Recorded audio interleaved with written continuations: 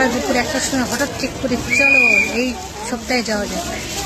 আমি আর তাতাই, এই যে তাতাই, দুজনেই উপোস করেই ছিলাম। একটা জিনিসের জন্য দৌমনা হচ্ছিল, আসবো আসবো না,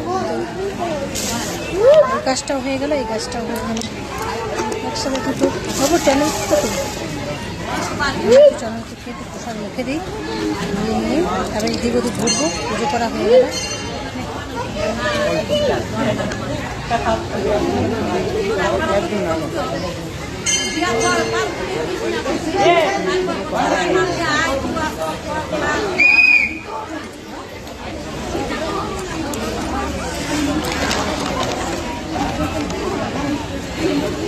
চলো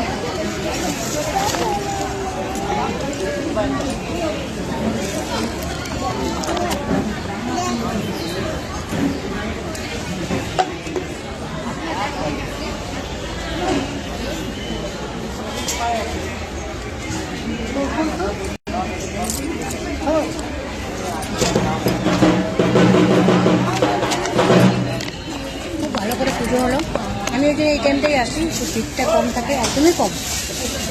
খুব সুন্দর করে কাকা এখানে দুজন মিলে বসে খুব সুন্দর পুজো দিলাম।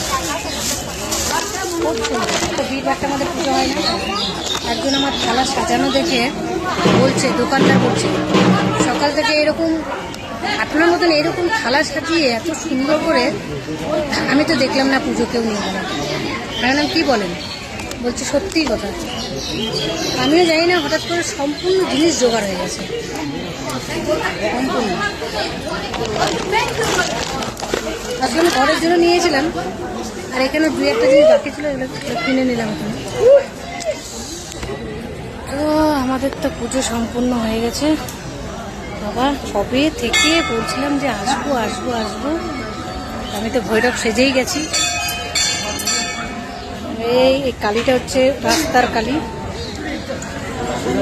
দেখি যা তোর তোর তোর ইয়েটা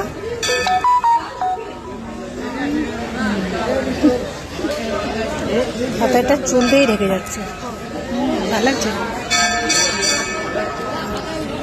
যাই, চলো পুকুর পাড়ে একটু ঘুরে আসি, তারপরে এদিকে মেলাটা একটু ঘুরবো, তারপর ঘর যাবো।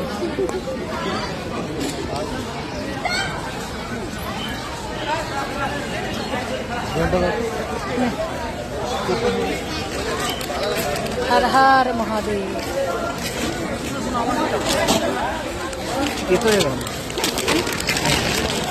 बाबा जी ने तो प्रसाद रेखे दिया। हर हर महादेव।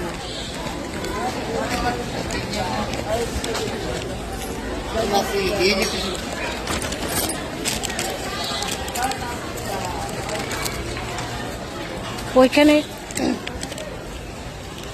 মনে করবো ওদের দোকানে পয়সা দিতে হবে, ওদের দোকানে পয়সা দিতে হবে না, 30-40 টাকা হবে। চলো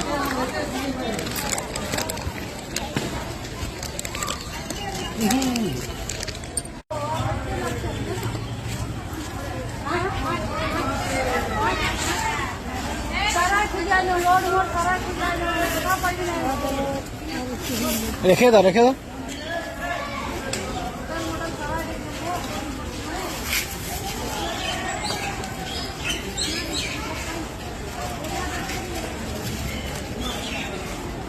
এদিকে আছে একটা,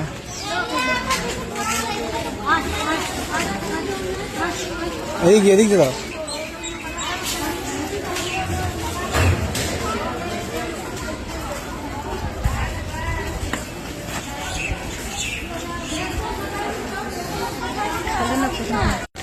শাড়ি পরে আসে, শাড়ি মাড়ি খুলে খালি একাকার হয়ে গেছে। কতটা জল হয়েছে দেখতে এলাম, অনেক জল বেড়েছে, অনেক।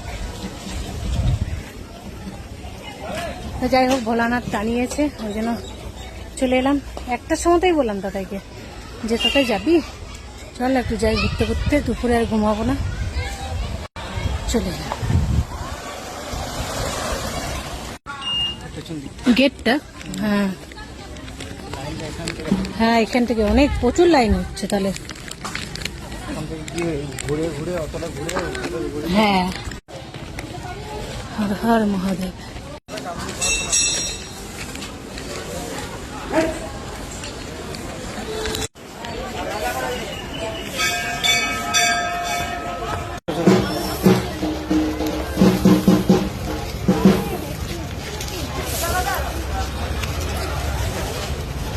হর হর মহাদেব।